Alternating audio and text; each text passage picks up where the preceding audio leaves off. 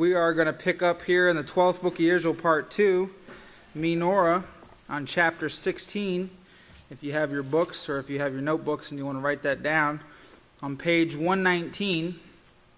And this sermon Pastor gave at the last great day, 2012, October 9th, 2012. And the title of this sermon was The Leviathan, the Microorganisms in Mourning, is Due to Rebellion and Deception. You know, and just understanding what the Leviathan is, that it's the microorganisms in mourning, is what separates you from the world, man, because this knowledge is only being poured out at Yahweh's house. You know, in the world, as you see in the news, they're constantly having these problems come up day by day. As Pastor calls them, new gods come up daily. And they're not understanding exactly what the cause is of these things, and they haven't figured out how to correct the problem. Okay, and we know this is because, as Pastor said, we know this is because of the gutless teachers in the world who won't stand up for morality or righteousness, and they won't teach what's written in the Scriptures. You know, they're just teaching what comes from the 7 hills of Rome. We're going to pick up here. Pastor says, Shalom, everyone. Praise Yahweh. Joyful cheering and praise to Yahweh. Keep it up. Keep it up. Don't let it go. Even louder cheering and praise to Yahweh. This is the last day. Not the last day, but the last great day, right?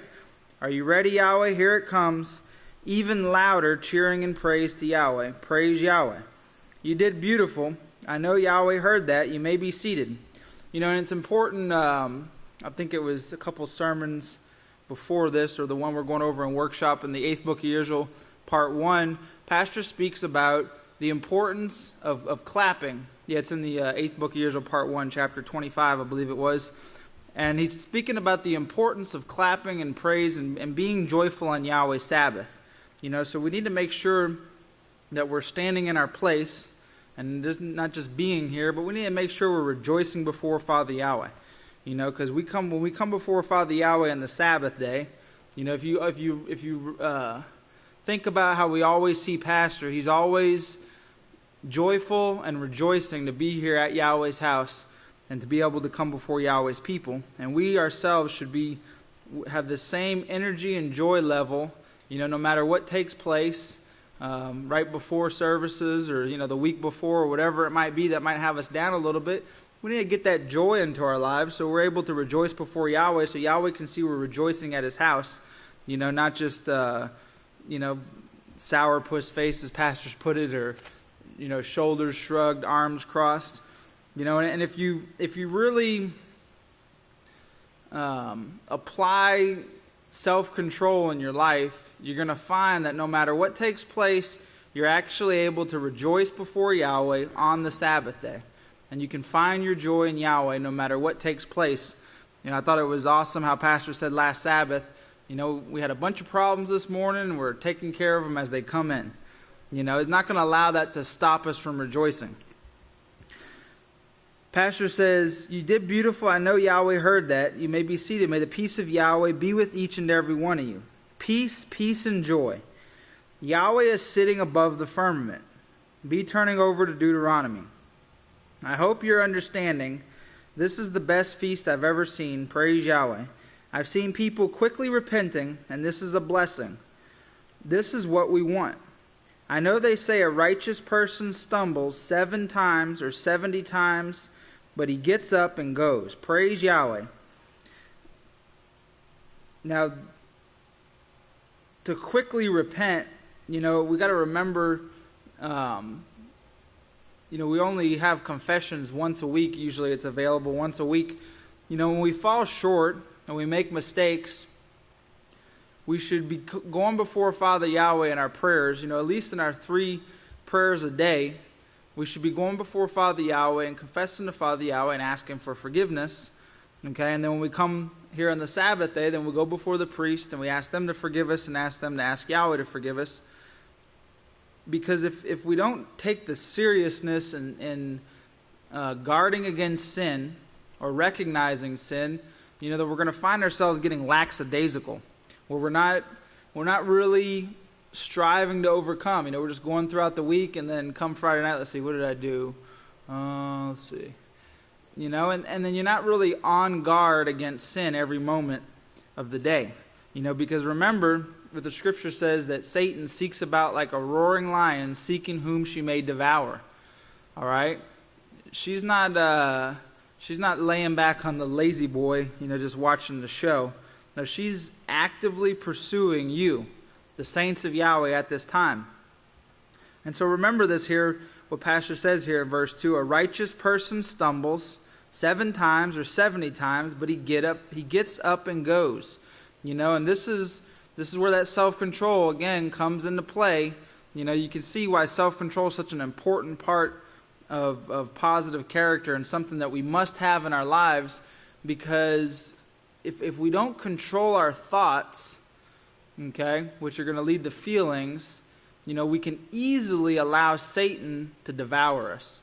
We slip up or we fall down, we make a mistake or we sin, we do something we shouldn't have done, and it would be very easy if you allow her to get into your mind for her to drag you down, beat you into a corner and then drag you out of the barn and throw you in the fire, as it was.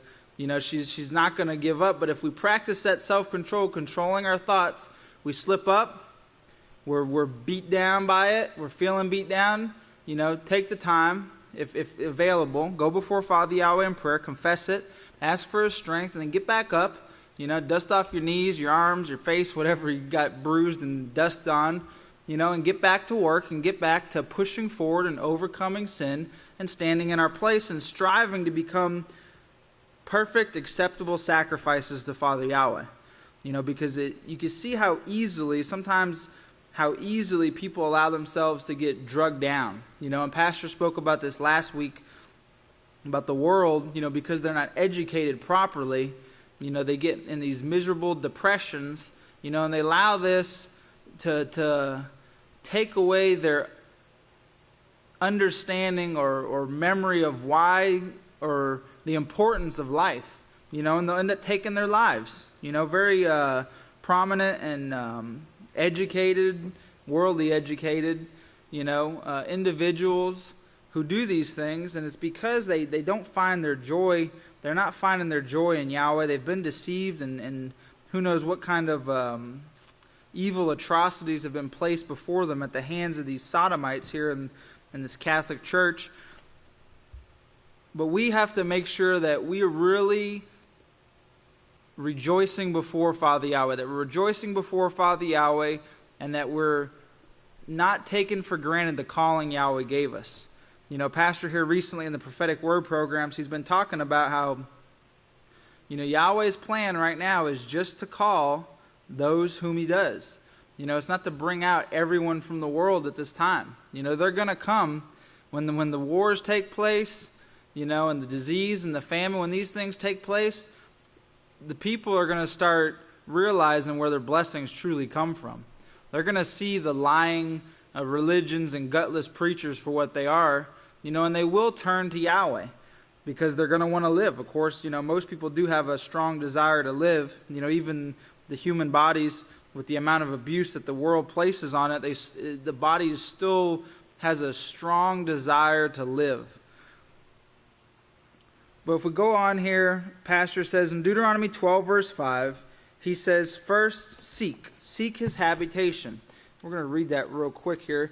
Pastor was talking about we should keep these foundational scriptures in our mind, these things strong upon our minds, so that if a deceiver comes upon us, we have these things at the tip of our tongues that we can dispute all this falsehood. But Deuteronomy 12, verse 5, but you are to seek the habitation of your father, the house of Yahweh, the place which Yahweh your father shall choose out of all your tribes to establish His name, and there you must go. Okay, so Yahweh has chosen this place. This is the only house of Yahweh. The only house of Yahweh. And it's the only place in the face of the earth that was established according to prophecy. And if we're a little rusty on that, we need to brush up on the House of Yahweh Established booklet so that we can have these things in the forefront of our minds. And Pastor said many times you link Deuteronomy 12:5 with Deuteronomy 17:9 about when you seek Yahweh's house, you go to the priests, okay, and you do according to the decisions and the judgments they give you. Seek his habitation. And then in verses 7 and 8, Deuteronomy 12, verse 7 and 8, say, go there and rejoice. Go there and rejoice. And then verse 13 says, rejoice in front of Yahweh. And he says to do this for 8 days. You know, in that sermon in the 8th book of Yisrayl, part 1, I think it was chapter 25, it's somewhere right around there. It's the one we just covered a week or two ago in workshops. Pastor was talking about the clapping because, you know, we're visible. You know, Pastor's very observant, and he sees each and every one of us on the Sabbath day. And if we're not rejoicing, then we're not fulfilling right here in Deuteronomy 12:13 about rejoicing in front of Yahweh. Okay? Because remember, Pastor is Yahweh to us. He's the one that is going to present us to Yeshua Messiah.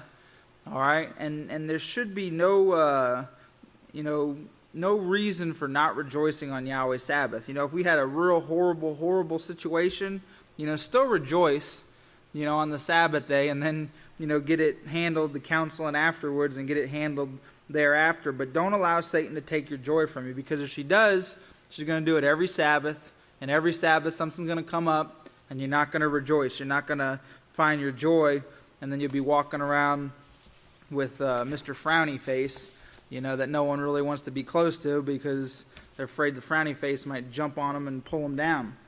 Now, if we go on here to page 120, verse 9 in the 12th book of Yisrayl, part 2, Pastor says, well, Yahweh, of course, set this world in order to support life and to bring the greatest amount of joy to the body that he created for mankind. Okay, that was Earth's original purpose. You know, Yahweh created it. Look what Pastor said there. Yahweh created it in order to support life and to bring the greatest amount of joy to the body that he created for mankind. And all of these things will be for eternity. He talks about the little things and judging the little things. And I haven't got totally into that to show you. I'll get some of it here today, and we'll continue it after the feast. But we have to remember this, that Yahweh set this earth, okay, this world, in order to support life and bring the greatest amount of joy to the body that he created for mankind. Okay, the earth is not a bad invention or a faulty creation. Okay, it was created by Yahweh. It was created perfect. Okay, it was created perfect, and the reason for this defilement, as Pastor said here in the title of this sermon, is due to rebellion and deception. You know, from the very beginning, evil, remember Genesis 3:5, Satan said, no, you could be like the gods. You don't have to listen to Yahweh. No, you don't have to eat clean food. No, you don't have to keep the Sabbath day. No, you don't have to listen to Abel. No, you can be like the gods. You can know evil, you know, and I've been, you know, who knows what story she gave, how many years, you know, I've been practicing evil for many years, and look at me, I'm beautiful. You know, you can't go wrong. And this is the deception that she brought to Eve, and it's the same thing in these last days. This deception is being brought by Satan through her teachers, through entertainment, through influences, through kinfolk, through bitter-tongued fools, you know, who done tread the blood of Yeshua underfoot. And all of these influences are directed at us, the saints of Yahweh, the called out ones, to try to get us to believe that we surely won't die. We can do just what we want to do. We can know evil. We can practice evil. And we're going to be just like the gods. You know, well, that's true. If you practice evil, you're going to be just like the gods. You know, and the gods are dead and dying. You know, the majority of all the gods worshipped on the face of the earth at this time through the religions are all dead pharaohs and rabbis and popes, okay, who have been dead and rotten for many, many years, and they're praying to all these dead people. You know, they obviously haven't read Ecclesiastes 9 verse 5, which says that the living know that they will die, but the dead do not know nothing. You know, these people know nothing. They can't answer prayer. They can't heal your baby. They can't make that problem go away for you. These dead gods are exactly that, rotting dead people. And this is what the whole world worships today. The religious system, these gutless teachers in the world, okay, we call them gutless non-teachers because they're not really much of a teacher. But I guess they teach evil pretty well. But these gutless teachers, they're promoting death. And Yahweh showed this in the very beginning. He said, choose for yourself. If you go over to Deuteronomy chapter 30, verse 15 through 19, we're not going to read all of it, but he says, see, I have set before you this day life by righteousness and death and destruction. There's only two ways. And so many times Satan will try to get our minds to working, or someone to whispering in our ears telling us, oh, there's a third way, there's a third road, there's a shoulder off the highway. Trying to get us to think that there's another way besides Yahweh's way or Satan's way. But it's clear cut. See, I have set before you this day life by righteousness and death and destruction. Okay, and remember, Deuteronomy 12 verse 5, to seek the habitation of our Father. That's where righteousness comes from. In verse 16, in that I command you this day to love Yahweh your Father by walking in all his ways, by keeping his laws, his statutes, and his judgments. Only the house of Yahweh teaches Yahweh's laws, statutes, and judgments. The Peaceful Solution Character Education Program, if you remember what Pastor said, are the statutes and judgments that govern Yahweh's laws. So even all those wise, long, Charlton Heston bearded folks, that think they're oh so great because they got a Bible dictionary from their great granny, and it was left to them after she died, and they read this and they know what the law is. Even those fools have no idea of Yahweh's statutes and judgments. Okay, that's all they have is this black and white, which, it's so amazing that the Bible, came out in force in the 1600s, the King James Bible, and they've been printing tons of them ever since. And, up until about 50 years ago, everyone had a couple in their house and they actually used them. But no one established Yahweh's house. No one was teaching Yahweh's laws. No one was showing Yahweh's prophecies. Okay, so they had, about 350 to 400 years, and no one was smart enough to understand the Bible. Okay, because without Yahweh's inspiration, okay, think about this. Remember what Pastor always claims he's not a smart individual. Okay, but Yahweh took that okie, and before he was even born, Yahweh inspired it and set it in order that he would be the one that would understand the black and white. He would understand the scriptures. No one else understood it. And before Pastor and Jacob in the 50s and 60s, before they started teaching heavily, no one even knew the name Yahweh. Everyone worshiped Lord and God and, Jehovah maybe. You had a couple people worshiping Jehovah, but nobody knew the name Yahweh. No one was keeping Yahweh's seventh-day Sabbath. We see a bunch of copycats here who tried to take this way of righteousness that Yahweh shows here in Deuteronomy 30:15, that he set before us life. Copycats have tried to take certain aspects of righteousness and build a third road, their third road to try to get around Yahweh's laws. And some use the name Yahweh, some worship on Saturdays, but none of them were established according to prophecies, and none of them are called the House of Yahweh, and none of them have Yahweh's last day's witness. Deuteronomy 30, verse 18, I declare to you this day that you will surely perish. This is talking about if you're not obedient and you turn to submit to the gods, to worship them by serving them. Remember what service is. You will surely perish, and you will not prolong your days in the land which you cross over the Jordan to possess. I call heaven and earth as witnesses against you this day that I have set before you life and death, blessings and curses. It's that simple, life and death, blessings and curses.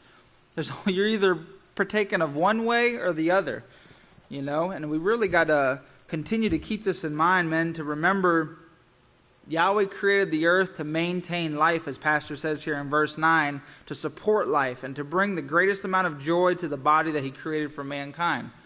Okay, that's Yahweh's perfect creation. Now look at what we see in the world today, how miserable it is and how uncertain things seem in the world. Weather, wars, disasters, diseases, sicknesses, all these things are uncertain for mankind, those that don't understand, or for those of the world, those of this system that don't understand Yahweh's plan. But we can actually see here what's taken place, that Yahweh's allowed for 6,000 years now mankind to go their own way, do what they want to do, think that they were done smarter and greater, and higher educated. And look where they've gotten themselves. They're on the brink of total destruction. It's truly a blessing here to be in Yahweh's house and have the understanding and have open eyes to be able to see what's causing these things. To see that mankind has actually, through their sins, mainly, as Pastor said, through their sexual sins, but also a little percentage of their unclean foods, they've actually destroyed Yahweh's firmament, and they're actually bringing the earth to total misery. Where it won't even produce rain when it's supposed to, or where it's supposed to, or it won't drop it slowly. It comes down too fast. It's either one extreme or the other.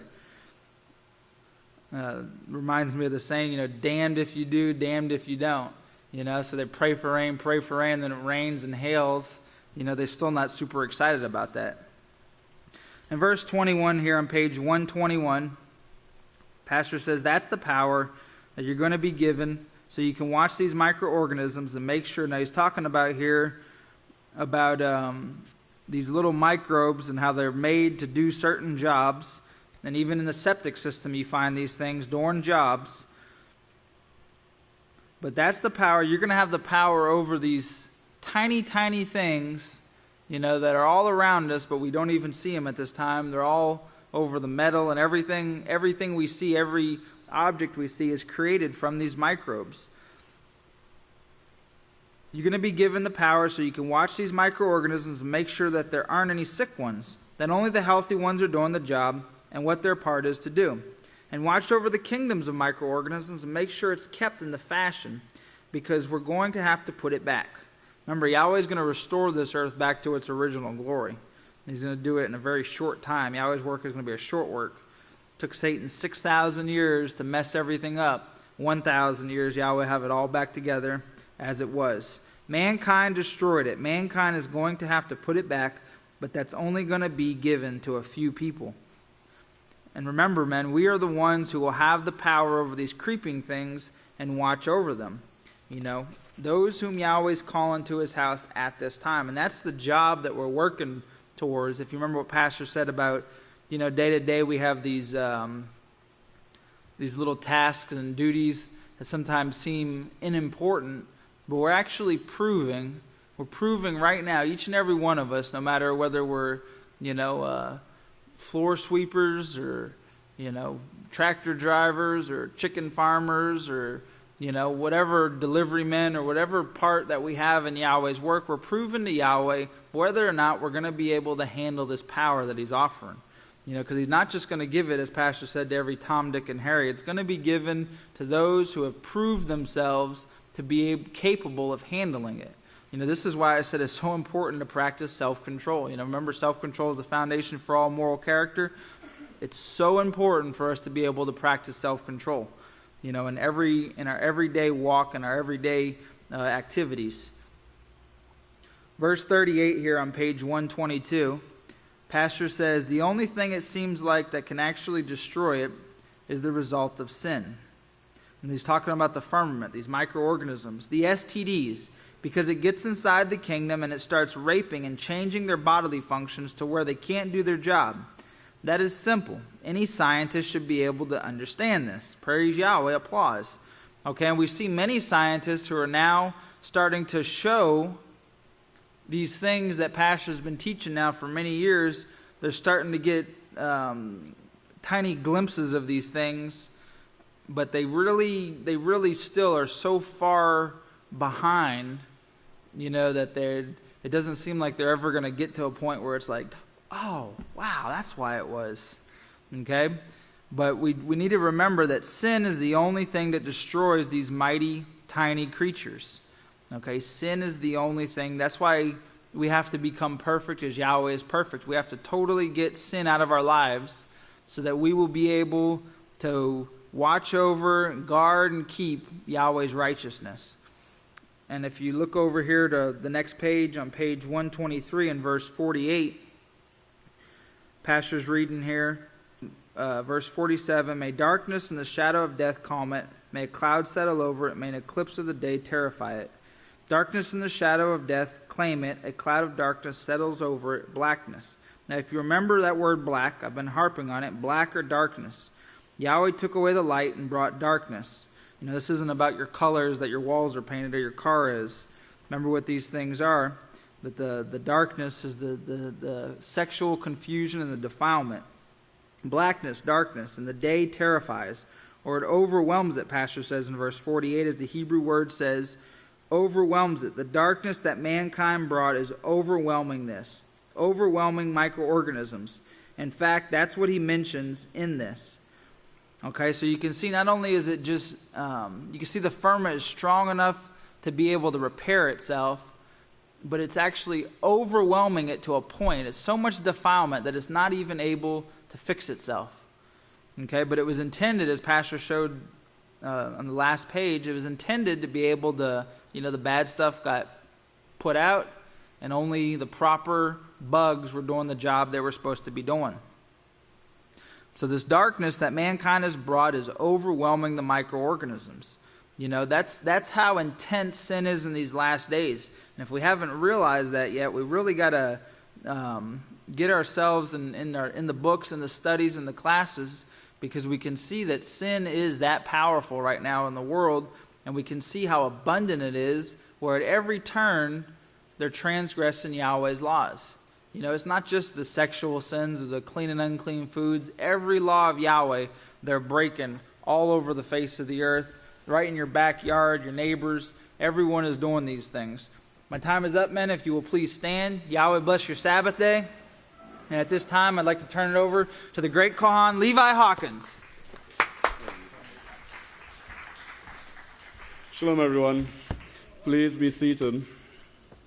So we'll be continuing on this sermon concerning, the title of it again is The Leviathan, the Microorganisms in Mourning, is Due to Rebellion and Deception. And the great Kohan was covering some of the things that we see going on in the world, that is the breaking or the transgression of the laws of Yahweh, and how all of this is affecting the microorganisms. Now I'm going to be starting, I'd just like to go back on to verse 19, because Pastor really gets into details about these microorganisms, talking about Leviathan, what it means microorganisms in mourning.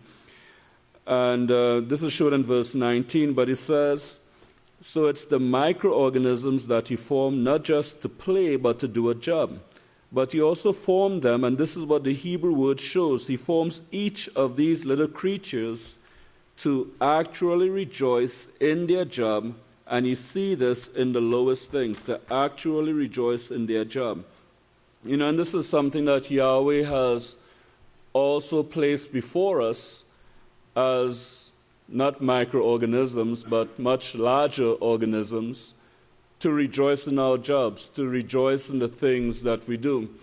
And that rejoicing is it's a taking pleasure in our activities, not finding it, not expecting it just to come out of nowhere, but taking pleasure in what you do, rejoicing in what you do. And even in this sermon, he said that the rejoicing that we learn at the feast and the Sabbath days supposed to spill over into the other days. So we should be a very joyous people. We should be continually rejoicing every single day, and even more so on the Sabbath. Sabbath is like a double portion.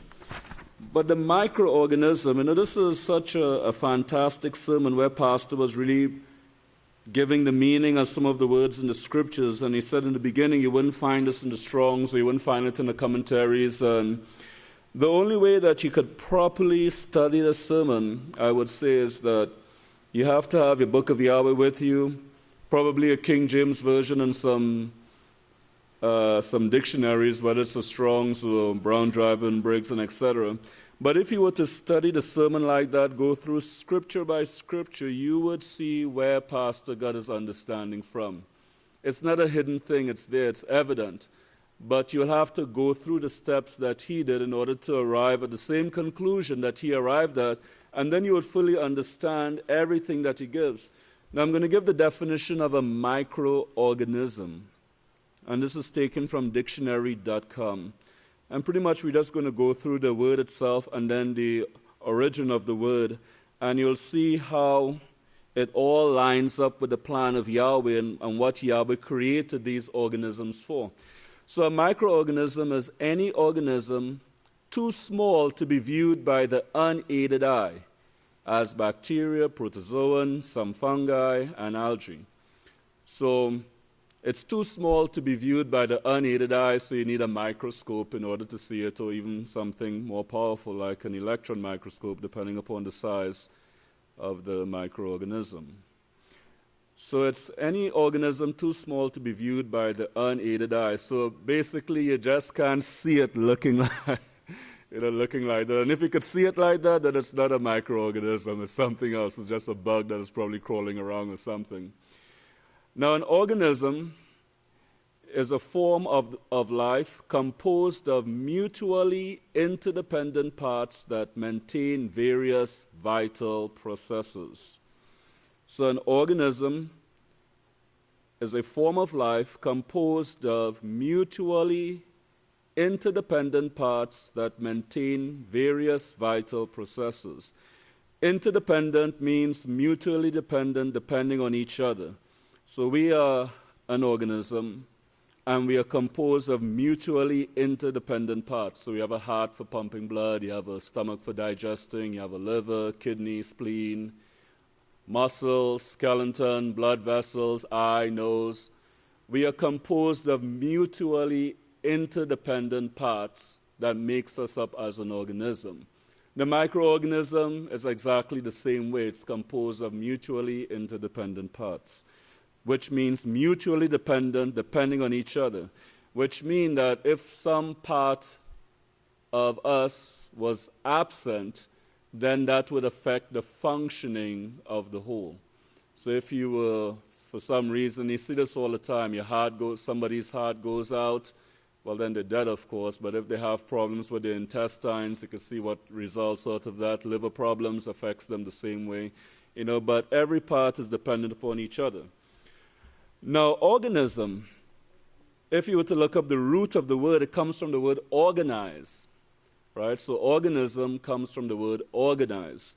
Now, I'm just giving the highlighted definitions that is pertinent to what we are covering here tonight. Now, organize means to form as or into a whole consisting of interdependent or coordinated parts, especially for united action. Especially for united action. So this word organize means to form as or into a whole. So you're taking these things and you're putting them into a whole consisting of interdependent, which means mutually dependent, depending upon each other, or coordinated parts, especially for united action, working together in unity. That's how the microorganisms work. They work together as one.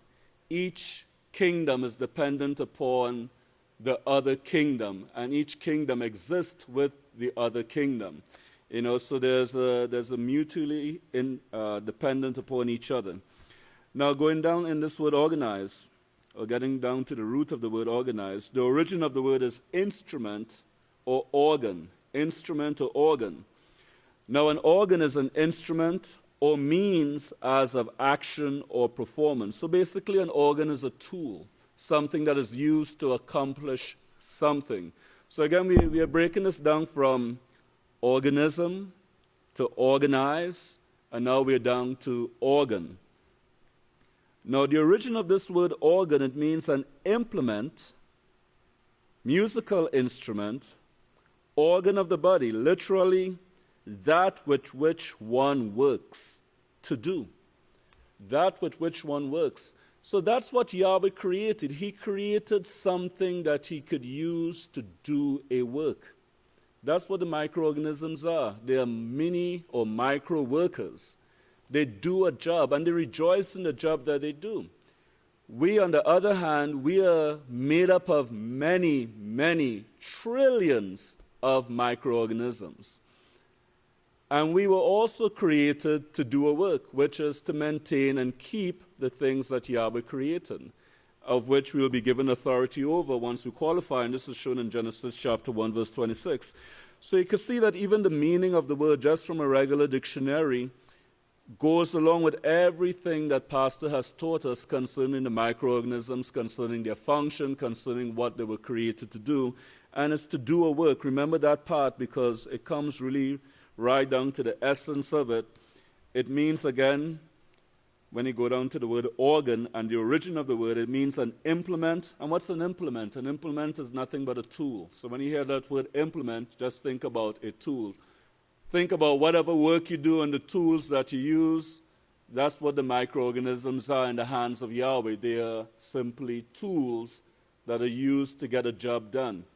They are tools, but living tools. Not just everything is alive, but living tools, tools that replenish themselves and multiply and grow and have joy in the job that they do.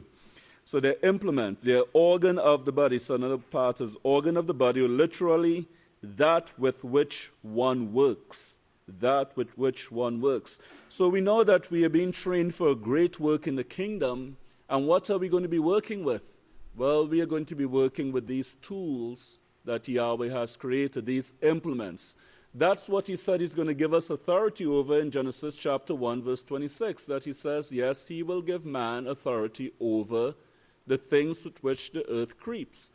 And it's referring to the microorganisms. These are the tools that we're going to be using. So with all of that in mind, let's go down to verse 64, and let's see how some of these tools were used. In verse 64 in Exodus chapter 14, verse 21 in the book of Israel, he says, you see, and Moshe stretched out his hand over the sea, and Yahweh caused the sea to go back. Well, if you remove the word back, because it's like, we added a word there, so it makes it look like he blew the water back, but that's not what he did. By a strong east wind all that night, and made the sea into dry ground, and the waters were divided. Well, did he get the waters divided? It wasn't just blowed back, they were divided. So keep that in mind. Now let's read it again and take some words out, and you'll see what it really says here. And Moshe stretched out his hand over the sea, and Yahweh caused the sea to go. Now put the word and instead of back. So Yahweh caused the sea to go, and by strong east wind all that night. Mark out the word and here he has made the sea into dry ground, and the waters were divided. And the children of Israel went into the midst of the sea, which means it was on both sides of them, upon the dry, and the waters were a wall to them on the right hand and on their left. So two things took place here. First off, he commanded the microorganisms. He commanded the microorganisms in the water to divide. And they obeyed the command of Yahweh. They separated, they divided, they created that path so that the children of Israel could walk through. He says, remember how Yeshua walked on water. Try that. If you can't swim, you better take swimming lessons first, unless you have authority over the microorganisms. The big whale, the crocodile, the swarm of microorganisms, the kingdoms of microorganisms in the water, to make it hard enough for you to walk on. And it's possible. Yeshua did it. Kiefer did it, until he started doubting, and then he started thinking a little bit. But it's possible. This is the great authority that Yahweh promises us. And these are the things that we have to hold fast to, and to know that everything that we do in the house of Yahweh, as long as we are faithful in Yahweh's work, doing what we are commanded, we will achieve this. We will accomplish this. This is the great power that Yahweh promises. And this authority that Yahweh promises, and there is power too, but this is the great authority that Yahweh promises. Look at verse 67. Well, Yahweh commanded these, the sea moved back in both directions. Look at it. You will see what direction it's going. Look at it on the map. And you'll have an east wind. You'll see that it blew all night on that land that was divided with a wall on each side of it. Now that would take some doing, not just an east wind. And think about it. How strong would the wind have to blow to keep the water back? You'll have to have some really, really, really strong wind. And even if you had wind that strong, could people walk through with the wind blowing like that? The wind will probably just blow them down. So there had to be more than just the wind to divide the waters. The waters divided on a command that was given by Yahweh himself. And this is what Pastor is trying to get us to understand here. He says, by coincidence, there's an east wind and it blows the waters here and there. There's also a south wind and it switches back and forth. But Yahweh, all night long, and the Hebrew words show under heat, actually, there was some extreme heat in that wind. How could he do that? He changed the wind, and he said, give me some strength, let there be some heat in this wind, let there be light, let there be day, let there be sun. Showing that this is the authority that Yahweh has. This is the authority that he has to command these things so that they can do a work for him, because that's what they were created for, remember, is to do a work, to do a work. That's the purpose Yahweh created them for. Well, the sun from which the wind carried the Leviathan had to spread out and let the sun come through enough to heat that wind to dry the ground. You think of the heat that it would have to be there that night if you take mud, deep mud, and these Israelites walk on that dry ground with a wall of water on both sides. It's beautiful once you get it right. So this is showing the authority. This is showing the power that Yahweh has. And this is the same authority that is promised to us. Let's continue on to verse 74. Pastor says, let's cover this one right here and maybe one more, then we'll quit. In Isaiah 27, verse 1, in that day Yahweh with his unrelenting, great and strong power, that is authority. With his authority, this is authority Yahweh has over the microorganisms. And remember, the purpose that mankind was created was to give mankind authority over these microorganisms. Let's go down to verse 78. Ministers of the serpent, the beast of the depth. This is now the microorganisms that they have brought damage to. Well, how did mankind damage these microorganisms? It's because of our sins. It's because of the breaking of the laws of Yahweh. These microorganisms have been damaged. They're not able to do the jobs that they have been created to do. And we see the havoc that is being caused because of it, where you have 6 inches of rain falling in 1 hour and another part of the country is just drought, no rainfall whatsoever. And you have this going on in place after place, as the scripture shows. So this now, the microorganisms that they have brought damage to, it's called now Leviathan, which means mourning microorganisms. You'll give them the sentence, the ministers of the serpent, that beast, that they have created. They have created now a Leviathan. You will give the sentence of death back to them.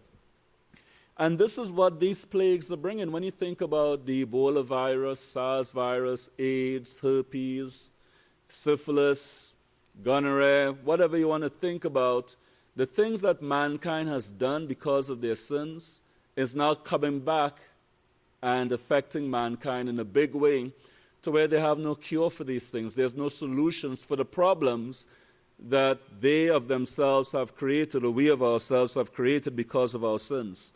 Let's go down to verse 82, because here he goes into Revelation chapter 18, verse 4. He says, look at verse 6, render to her just as she rendered. Now you see what it's saying there, and verse 83, he will give, this is Isaiah 27, verse 1, he will give these perverted ministers of the serpent, that beast of the depth, that they have created the sentence of death, giving it right back to them. Give it back to her, render to her just as she rendered to you, and repay her double according to her works. In the cup which she has mixed, mix for her double. In the measure that she glorified herself and lived luxuriously, so in that measure give her torment. Torment. That's what you see. The microorganisms in mourning, the earth in terror, torment throughout the earth, the whole earth, sickness, disease, war, cruelty, everywhere you look, and sorrow. And this is so evident today. All you have to do is just spend half an hour looking at the world news, and you will see every single thing that is spoken of here. You will see the torment, you will see the terror that people are suffering on a daily basis. On a daily basis, you'll see, people with their children being killed because of the wars and the fighting that is going on, or the suffering that is going on. You see it within the United States with people who are being killed, shot on a daily basis. And that doesn't even add in the diseases that people are suffering from, the cruelty that people are suffering from, the wars that are taking place. But all of this is caused by the sins of mankind. And the sins of mankind is coming back and affecting mankind at this time. So no one could really escape from their actions, or from their past actions, or from their sins. Let's go down to verse 89. Verse 89. He says, now this is coming down to the end of the sermon, and we are in Isaiah chapter 40, and we are going to be looking at verse 22. And he says, it is he, that is Yahweh in verse 89, who sits above the circle of the earth. He says, now notice, you got to notice it's not the earth that's the subject here. And this is where everybody screws up, all the Bible scholars. That and a dozen other places in the same verse. But notice the word circle is what the subject is, not the word earth. Because if you read the sentence carefully, who sits above, what does he sit above? The circle, and that's the subject of the earth, showing where the circle is. And then he goes in, and everything else that you see here is about this circle, the word circle. So what does this word circle mean? It's firmament. And if you look it up in Strong's or any of the other dictionaries, that's what you're going to find. It's referred to the vaulted heavens in the sky. It's referring to the firmament. So this circle is the firmament. He sits above the firmament. That's what the word is. I'll show you, prove to you later, but that's what it's talking about. It's talking about the circle, that is the firmament. The firmament, who sits above the circle of the earth and its inhabitants. Well, they didn't know the firmament had inhabitants, but that's not the earth now with inhabitants. That's the firmament that has the inhabitants. Got it? But one of the points that Pastor was making is that these commentators couldn't understand this because at the time some of them were writing their commentaries. They didn't have the tools to know what existed in the firmament. They didn't have the microscopes. They weren't able to see these things. So they were thinking, well, it's referring to the inhabitants of the earth because they look in the sky. They don't see any inhabitants in the sky. They might see a few birds. That's all they could see with their unaided eye. But they wouldn't be able to see the microorganisms, to know that there's life in there, that there's life in the clouds. As Pastor has covered, there's life in the firmament. So many times he has covered this. But this is what Pastor is talking about, and this is what the Scripture is talking about here. So it talks about the firmament, who sits above the circle of the earth and its inhabitants. Well, they didn't know the firmament had inhabitants, but that's not the earth now with inhabitants. That's the firmament that has the inhabitants. Got it? Okay. And its inhabitants are like grasshoppers. He stretches out the heavens. That's what he's talking about, the firmament. He stretched those out, this circle. He stretches out the heavens like a curtain. So just think about this firmament, this living firmament, multiplying in a way that it can be stretched out. Because that's the process that is being described here. It's It's a growth. It's a multiplication. It is something that is living, that Yahweh commanded, that He used to create that protective shield around the earth. Just think about everything that the firmament does and that Pastor has covered in so many different sermons concerning this. So He stretched out the heavens like a curtain. Yes, we have described this many times. And from that circle there, He put so many wonderful things in that circle, so many kingdoms within that circle. The inhabitants of that bring you life. The inhabitants of that bring you life. And this is very important to remember and to understand, and He has expounded on that in some of His future sermons past this day that we're looking at here. So praise Yahweh.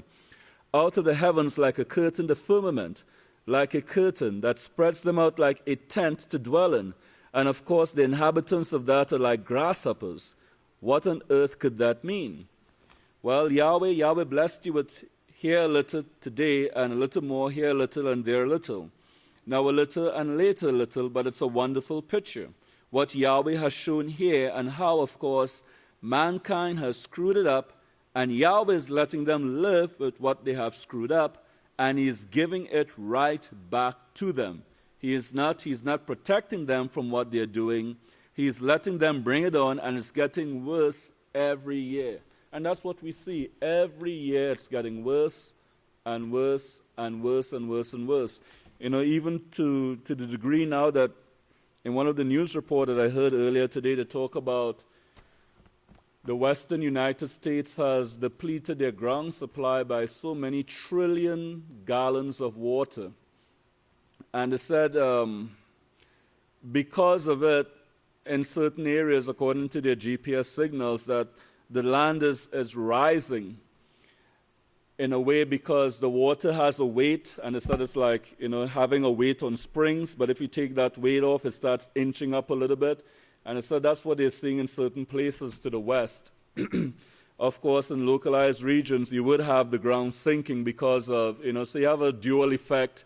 You have a sinking in some spots and you have a lifting up in other areas because of that depletion of the groundwater. And there's no way that mankind will be able to get that back in any short space of time. It's impossible. It will take many, many years of regular rainfall to restore that balance. But the reason that balance is not there is because of this Leviathan, these microorganisms in mourning that are incapable of doing their jobs. Let's go down to the afternoon comments and the closing prayer. Let's look at verse 96. Pastor says, the newcomers, I would like to say just a word to them before you leave this feast. You came here for many reasons. I hope it was to learn the Peaceful Solution Character Education Program. That's the number one thing that should be on your mind, is learning that. It will guide you to Yahweh. It will guide you to being a leader in the house of Yahweh. It will teach you how to overcome all evil. It will solve every problem in the world and in the universe. That's what Yahweh shows it will do. And this is what we have in our hands that will work in our lives once we apply it. And it takes application. We have to do it. We have to practice the peaceful solution. If we don't do it, then it wouldn't solve our problems, and then we wouldn't get the solutions that we are seeking for, and all we will remain with is the things that we are so desperately striving to avoid. And then in verse 97, he talks about the uncleanness and separating ourselves from the uncleanness that cuts us off from Yahweh. And he says you need to continually keep cleanliness on your mind. Continually keep cleanliness on our minds so that we can avoid being cut off from Yahweh. Let's go through some of the points that he covers in his prayer. And the prayer itself is a sermon that Pastor gives at the very end here. But let's look at verse 99. And he's talking about coming to the house of Yahweh. He says, so many people you're calling and they're striving to get here, and the pharaohs of this world are saying, no, you can't go, you can't leave our country. We are asking you, Father, to change that. We know that you're going to bring at least 2 billion people to your house, and we look forward to that day, hopefully very soon. And this is something that we should always remember in our prayers concerning not just the people who are here in the United States who are in physical prisons, but those who are overseas who are unable to come because of the beastly governmental system and the laws that are in place. And we should always continually pray on their behalf that Yahweh may open the doors for them. Let's go down to continue on in verse 100. He says, he's talking about these people you're calling, and we ask, Father, that you please protect them. We know that you're capable of doing so wherever they are until you get them to your house, and we know from prophecy that they are coming. And this is another thing that we need to pray for, the protection of the people. Let's look at the end of verse 102. He talks about the foods are all gathered and picked and put in the stores, packaged in the store with unclean hands. The food is unclean. Everything in the stores is unclean. We ask you, Father, to soon make it possible to where we ourselves will be building the stores and stocking the stores for the people, and everything will be clean and according to your laws, statutes, and judgments. And this should be part of our prayer, and this is something that we should look forward to, where everything in the stores one day are going to be clean, where there's not going to be any defilement, where nothing is going to be touched by unclean hands. Verse 106, we strive, Father, to overcome sin and be like you. We want to be totally righteous. We know, Father, that you have said in Isaiah 44, you have prophesied of the two witnesses and the spirit that you will give to them and the spirit that you will give to their seed. And we look forward to that day, Father, for 2 billion people to receive it. Then he says in verse 107, we see your righteousness, Father, in your laws, and we crave to be like you. We crave to be or have the character of those laws, statutes, and judgments, to love, to show the love for our neighbors, the love for you. Number one, and Yeshua, our high priest and king, and our neighbors as ourselves. The laws mean so much to us, and we praise you for them. Always remember, this is what the laws of Yahweh teaches. It teaches us true love. Love for Yahweh and love for one another as brothers in the house of Yahweh. That's what the whole law, it hangs upon, or it depends upon these things. Loving Yahweh and loving our brothers as ourselves. And then finally, let's look at verse 109, where he says, having to go our separate ways and do the work that you, of course, have set before them, but ever looking forward for them coming back to your house and staying in your work forever, as they did at Abel in Galilee, in the land of Israel. Many thousands of them stayed there and trained and brought forth the wonderful work that we are looking at and read today, Father, and we thank you for that. So there's so many things in this prayer that Pastor gave, and time wouldn't permit us to cover every single detail. But these are some of the things that our mind should be on when we are praying to Yahweh. These are some of the things that we should be considering. And also bear in mind that it's a great authority that Yahweh is preparing us for. And, the work that, that's why Yeshua said, in speaking of this generation, he says, greater works than these you will do. And once you could really grasp it, once we achieve this authority that Yahweh promises, yes, we are going to be doing an extremely great, great, great work that is really beyond our imaginations at this time.